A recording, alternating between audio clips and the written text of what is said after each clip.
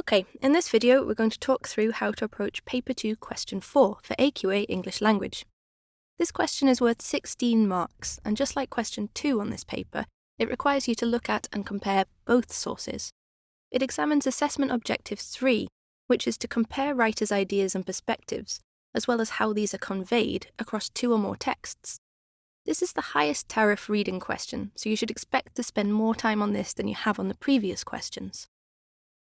Question 4 is one of the most challenging on Paper 2 because of the number of texts you have to deal with and also the number of key skills that you need to demonstrate.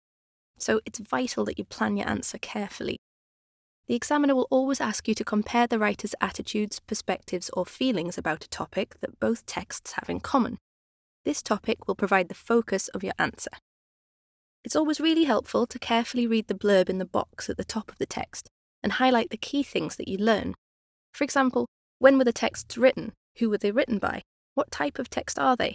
And most importantly, what does knowing all of this tell us about the writer's perspectives? Once you've annotated the blurb, read the question carefully and highlight the key words. The exact wording of the question may vary from exam to exam, but you're essentially being asked to do the same thing each time, which is compare the writer's viewpoints towards the topic that they have in common. For example, it could be something like their attitudes towards surfing or school.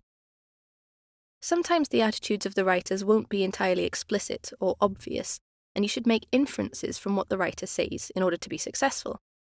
This is also the skill you have to use on question 2 for this paper. So you have around 20 minutes to complete this question, and it's advisable that you spend time planning. To be really successful at the question, take the time to skim read the sources again, highlighting good examples of the writer's viewpoint when you see them, and stopping when you have enough. You're aiming for around 2 to 3 points from each source that enable you to compare the viewpoints of the writers. Once you've selected quotes that support what you feel is the writer's attitude or perspective, you'll need to make sure you can comment on the method being used by the writer, using the same skill you used in Paper 2, Question 3.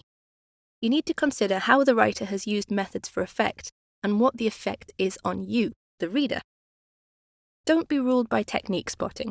Instead, pick the quotations that offer you the most to write about, and then look more closely at which techniques have been used. Remember as well that in this question the term methods doesn't just refer to language, but also linguistic methods, structural methods, themes and characters. Lastly, the final key skill you'll need to demonstrate is the skill of comparison, which is the key skill in this question. You have to make sure your comments are directly comparing the viewpoints of the writers in both sources. If you're struggling to get started, you could approach this answer with a what, how, compare structure. Ask yourself, what is the writer's feeling, perspective, or attitude about the focus of the question? How do they show this, and how does it compare with the other writer? This approach means you'll include all the necessary skills we've talked about.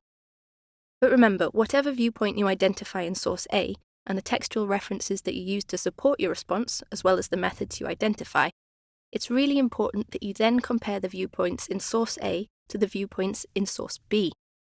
Using comparative language such as however, whereas, and in comparison will support the flow of your response and signpost your comparisons. So, to summarise, to be successful at Paper 2 Question 4, you need to highlight the focus of the question, skim the texts and highlight any quotes that show what the writer's perspectives, feelings, or attitudes to the focus are, zoom in on how the writer uses methods and the effect, and compare the viewpoint of one writer to the other. Okay, we'll leave it there. Why not have a go for yourself using a practice question? And feel free to rewatch this pod and take notes if you're still feeling uncertain. Good luck!